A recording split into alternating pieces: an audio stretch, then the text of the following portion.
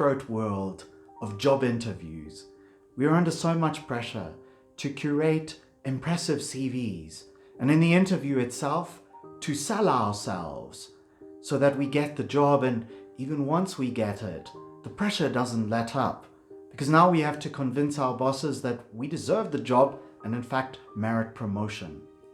And so we're constantly selling ourselves, always under this pressure to perform. And so even when we don't know what we're talking about, we're told to fake it till we make it. And so we go into a management meeting and bandy about statistics and the latest research that we have hastily looked up on Google just a few minutes before. Our authority doesn't come from our own experience. It's based on the experience of others, hastily digested, and then regurgitated all too fast before we've had a chance to integrate it with our own experience. Our authority, therefore, is built on the sand and not on the rock. And when we come across the real deal, when we come across someone who really knows what they're talking about, someone who's taken the opportunity to deeply reflect on their own experience, listen to the experience of others, and then integrate it all with what they know about the world, what they know about God, what they know about themselves, and then digest this all and distill it into a conviction about how they should act, how we should act in the world.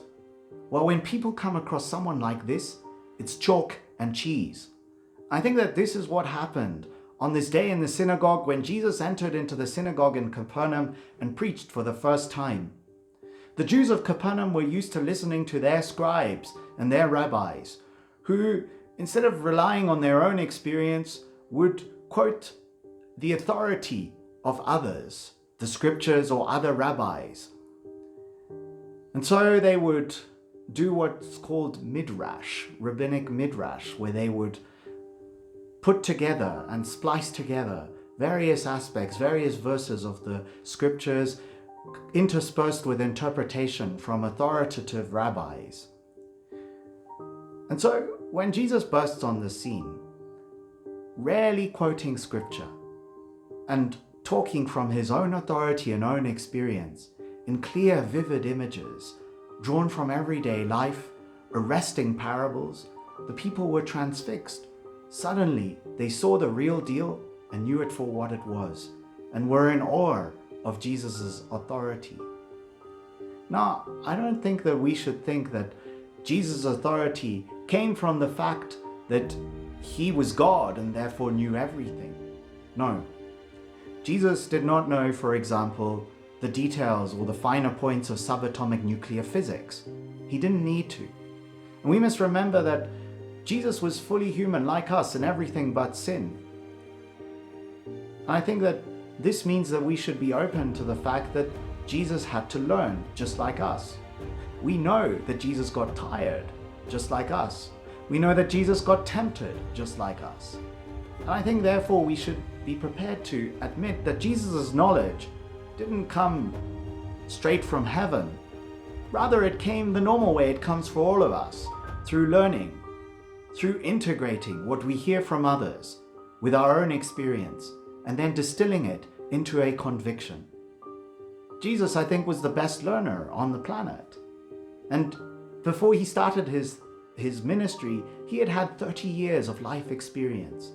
Every single one of his experiences, I'm sure, he was able to take in prayer before God, integrated with what he heard from other people, what he read in the scriptures, and distill it all into a conviction about how God, his Father, was calling him to live in such a way that every experience he had deepened his communion with God and with others. And so when he talked in that synagogue that day, people were transfixed. Not because he was quoting the authority of the scripture, which I think we must realize is to build our knowledge on the rock. The scripture is the rock. But I think the difference between him and the scribes and Pharisees and the other rabbis were that he was able to talk with conviction because he had lived it himself. When he came along and contradicted the preponderant and prevalent wisdom that a person should only forgive their brother or sister 3 times, Jesus had seen this himself. He had seen the way unforgiveness killed people interiorly and led them to suffer so much. He himself, Jesus, had experienced the liberation that came with forgiving others, forgiving those who wronged him. And so when he spoke and told people to forgive their brother or sister 77 times 7, he knew what he was talking about. He was leading people to God, his Father.